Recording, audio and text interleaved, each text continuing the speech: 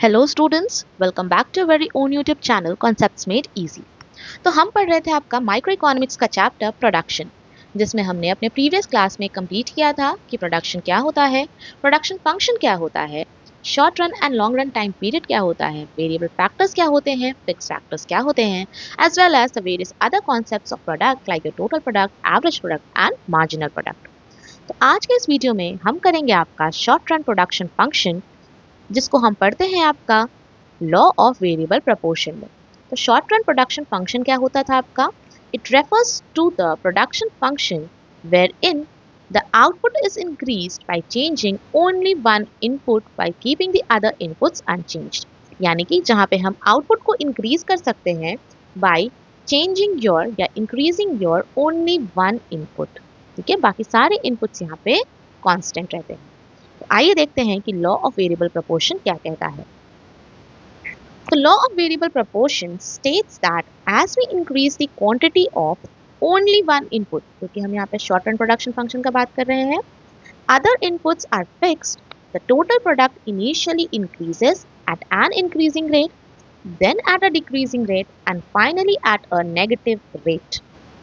अगर आपको total utility और मार्जिनल यूटिलिटी वाला कॉन्सेप्ट याद है, तो आपका लॉ ऑफ वेरिएबल प्रपोर्शन समझने में कोई दिक्कत नहीं होगा, क्योंकि दोनों एकदम सेम जाता है। जैसे वहां पे आपका टोटल यूटिलिटी और मार्जिनल यूटिलिटी का रिलेशनशिप था, सिमिलरली यहाँ पे आपका total product and marginal product के बीच का रिलेशन होता है।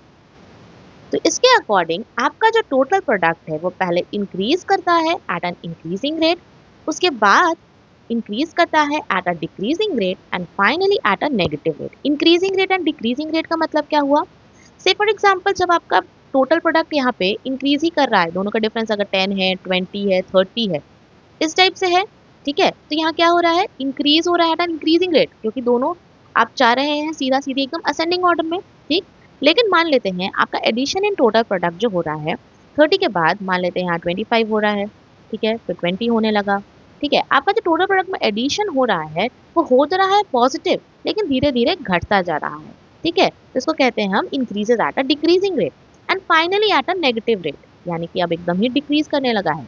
ठीक है, तो according to law of variable proportion, TP and MP can be classified into three phases. तीन फेज में हम डिवाइड कर सकते हैं।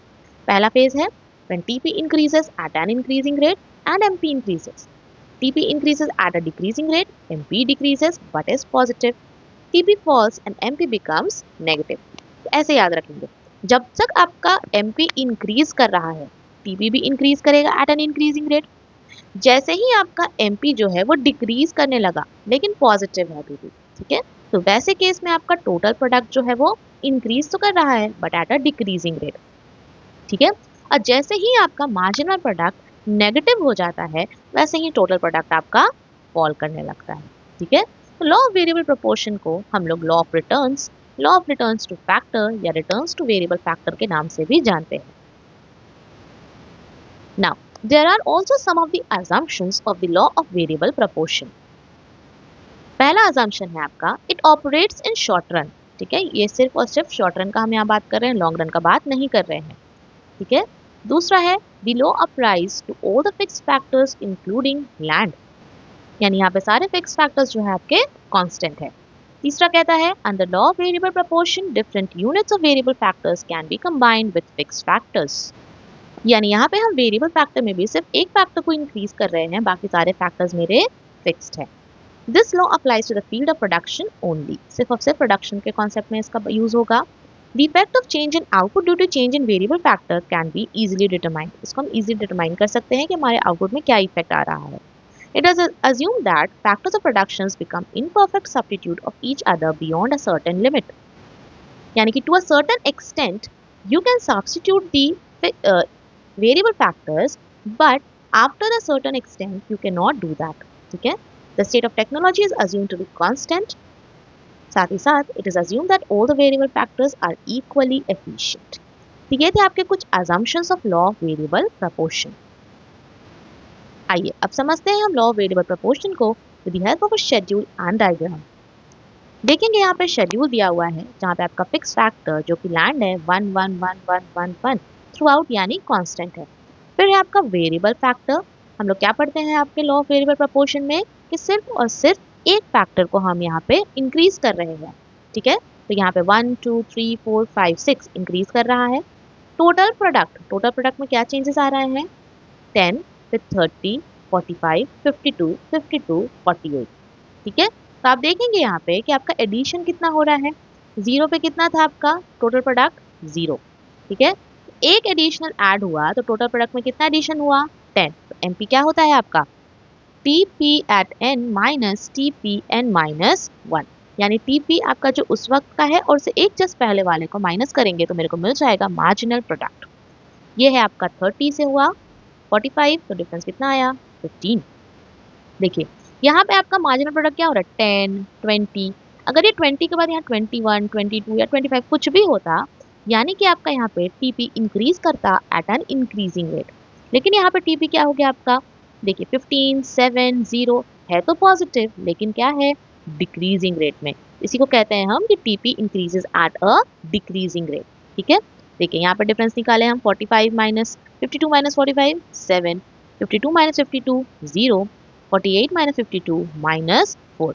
जैसे ही मेरा मार्जिनल प्रोडक्ट नेगेटिव होने लगता है वैसे ही मेरा टोटल प्रोडक्ट जो है वो डिक्रीज करने लगता है, ठीक है। यहाँ तक आप देखेंगे कि आपका टोटल प्रोडक्ट जो है वो इंक्रीज ही कर रहा था, लेकिन जैसे ही मेरा मार्जिनल प्रोडक्ट नेगेटिव हुआ वैसे ही मेरा टोटल प्रोडक्ट डिक्रीज कर गया, ठीक। तो इसी में आप तीन फेज को देखेंगे, increasing returns to factor, diminishing returns to factor और negative returns to factor. Increasing returns to factor क्या होता था, जहां पे आपका टोटल प्रोडक्ट जो है वो इंक्रीज करता था एट एन इंक्रीजिंग रेट और साथ ही साथ आपका मार्जिनल प्रोडक्ट भी इंक्रीज करता था। देखिए आपका मार्जिनल प्रोडक्ट भी इंक्रीज कर रहा है और टोटल प्रोडक्ट भी आपका इंक्रीज कर रहा है एट एन इंक्रीजिंग रेट। दूसरा था आपका phase two, diminishing returns to factor. तो उस पर्टिकुलर फेज में आपका जो टोटल प्रोडक्ट है वो इंक्रीज करता था एट अ डिक्रीजिंग रेट, ठीक है, एट अ डिक्रीजिंग रेट। देखिए यहाँ पे क्या हो रहा है, इंक्रीज तो किया लेकिन कितना से, 15 से, फिर इंक्रीज तो कर रहा है लेकिन कितना से, 7 से, बढ़ तो रहा है लेकिन एट अ डिक्रीजिंग रेट। और इस पर्टिकुलर फेज में आपका जो मार्जिनल प्रोडक्ट होता है वो डिक्रीज करने लगता है लेकिन पॉजिटिव रहता है, ठीक है। फिर था phase 3, negative returns to factor, जहाँ पे आपका जो टोटल प्रोडक्ट है वो डिक्रीज करने लगता है और साथ ही साथ आपका जो मार्जिनल प्रोडक्ट है वो नेगेटिव होने लगता है, ठीक है। तो ये है आपका तीन फेजेस। इसी को देखेंगे आप यहाँ पे डायग्राम में। देखिए जो पॉइंट पे आपका मार्जिनल प्रोडक्ट मैक्सिमम होता है, ठीक है, और उसी पॉइंट पे आप देखेंगे आपका जो टोटल प्रोडक्ट है वो इंक्रीज कर रहा था एट एन इंक्रीजिंग रेट, लेकिन इस पर्टिकुलर पॉइंट के बाद आपका जो टोटल प्रोडक्ट है इंक्रीज तो करेगा but at a decreasing rate. यहाँ का ग्राफ देखिए ज़्यादा स्टीप है, उसके बाद यहाँ पर ग्राफ स्टीप नहीं है, धीरे धीरे फ्लैटर होने लगा है, ठीक है। इस पर्टिकुलर पॉइंट को हम क्या कहते हैं, आपका point of inflection. Point of inflection वैसा पॉइंट होता है जहाँ पे मार्जिनल प्रोडक्ट तो आपका मैक्सिमम होता है और टोटल प्रोडक्ट जो है वहाँ के बाद से डिक्रीजिंग रेट में इंक्रीज करना शुरू हो जाता है। और ये जो पॉइंट ऑफ इन्फ्लेक्शन का पॉइंट है वो मार्क करता है आपका एंड ऑफ फेज 1, ठीक है। फिर आप देखेंगे यहाँ पे हमने पॉइंट्स लिखा है, उसके बाद आपका जहाँ मार्जिनल प्रोडक्ट जीरो होता है, मार्जिनल प्रोडक्ट जीरो होता है वहाँ पे टोटल प्रोडक्ट जो है आपका मैक्सिमम होता है, ठीक है। पहला फेज खत्म हुआ जब मार्जिनल प्रोडक्ट मैक्सिमम था, दूसरा फेज खत्म होता है जब मार्जिनल प्रोडक्ट जीरो होता है। जिस पर्टिकुलर पॉइंट पे मार्जिनल प्रोडक्ट आपका जीरो होता है और टोटल प्रोडक्ट आपका मैक्सिमम होता है, उस पर्टिकुलर पॉइंट से आपका फेज 2 खत्म हो जाता है और फेज 3 स्टार्ट हो जाता है, ठीक है। और फेज 3 में आप देखेंगे कि आपका मार्जिनल प्रोडक्ट जो है वो नेगेटिव हो जाता है और जो आपका टोटल प्रोडक्ट है वो भी डिक्रीज करने लगता है, ठीक है। I hope it is clear. तो फेज 1 क्या है, इंक्रीजिंग रिटर्न्स टू फैक्टर। इस पर्टिकुलर फेज में क्या होता है, TP increases eight an increasing rate and marginal product of each variable factor rises. ऐसा क्यों होता है, क्योंकि जो आपका वेरिएबल फैक्टर्स होते हैं यहाँ पे वो कंपैरेटिवली कम होते हैं आपके as compare to fix factor, ठीक है। तो प्रोडक्शन जब स्टार्ट होने लगता है तो यहाँ पे सारे इनपुट जब एक साथ एम्प्लॉय होते हैं, ठीक है, they which are very much efficient, तो आपका जो प्रोडक्शन है वो ऑटोमेटिकली इंक्रीज करने लगता है। से फॉर एग्जांपल मान लेते हैं मेरा ये एक टेबल है, ठीक है, यहाँ पे बैठ के काम कर सकते हैं कुछ 4-5 लोग, ठीक। स्टार्टिंग में जब काम करना स्टार्ट किए तो 2 ही लोग थे, तो बहुत अच्छे से फैल के काम कर रहे थे, ठीक है। तो ये था मेरा इंक्रीजिंग रिटर्न। इंक्रीजिंग रिटर्न क्या हुआ, मेरा फिक्स फैक्टर तो जो है कांस्टेंट है, साथ ही साथ मेरे जो वेरिएबल फैक्टर्स है वो जो यहाँ पे एम्प्लॉय हुए हैं बहुत ही एफिशिएंट है, बहुत ही अच्छे से काम कर पा रहे हैं। ठीक, उसके बाद जब सेकंड में यहाँ पे आए आपके डिमिनिशिंग रिटर्न्स टू फैक्टर।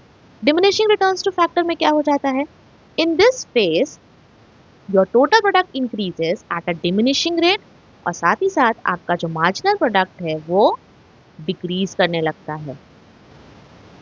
ऐसा क्यों होता है, क्योंकि आप देखेंगे अभी जैसे हम बताए आपको, तो ये जो आपका फिक्स फैक्टर जो कांस्टेंट था, यहाँ पहले 2 लोग काम कर रहे थे तो वेल एंड गुड, लेकिन यहीं पे अगर 4 लोग काम करने लगे, ठीक है, 4 की जगह 5 आने लगे, जिसका उतना स्पेस भी नहीं था, ठीक है, तो अब यहाँ पे थोड़ा कंजेस्टेड होने लगा, तो आपका प्रोडक्टिविटी जो है वो धीरे धीरे डिक्रीज होने लगेगा। और वही जब हम थर्ड फेज का बात करें आपका नेगेटिव रिटर्न्स टू फैक्टर, तो नेगेटिव रिटर्न्स टू फैक्टर में क्या होता है, यहाँ पे जो आपका टोटल प्रोडक्ट है वो डिक्रीज करने लगता है और मार्जिनल प्रोडक्ट जो है वो नेगेटिव जाने लगता है। ठीक है, ऐसा क्यों होता है, because the amount of variable input becomes too large in comparison to the fixed input which leads to decline in total product. जैसे अभी हम बताए आपका ये टेबल है, अब यहाँ पे जैसे 4 लोगों का ही काम करने का जगह था, लेकिन हमने यहाँ पे 8 लोगों को बैठा दिया है, तो यहाँ पे क्या होगा, कंजेस्टेड हो जाएगा। ठीक है, यानी कि आप प्रोडक्शन अच्छे से नहीं कर पाएंगे, आपका जो यहाँ पे फिक्स्ड इनपुट है टेबल, उस पर बहुत ज़्यादा प्रेशर पड़ रहा है। ठीक है, तो किसी भी फर्म के लिए जो आपका फेज 2 होता है वो बहुत ज़्यादा प्रेफरेबल सिचुएशन होता है। फेज 2 प्रेफरेबल क्यों होता है, क्योंकि फेज 2 में जो है आपका टोटल प्रोडक्ट मैक्सिमम होता है और मार्जिनल प्रोडक्ट भी आपका पॉजिटिव ही रहता है।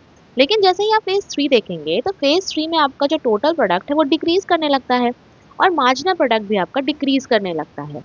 ठीक है, तो every firm would prefer to operate in phase 2। चलिए, तो उम्मीद करते हैं अब आपको लॉ ऑफ वेरिएबल प्रोपोर्शन में कोई डाउट नहीं है। फिर मिलेंगे नेक्स्ट क्लास में एक नए कॉन्सेप्ट के साथ, तब तक के लिए कीप स्टडीइंग। Thank you.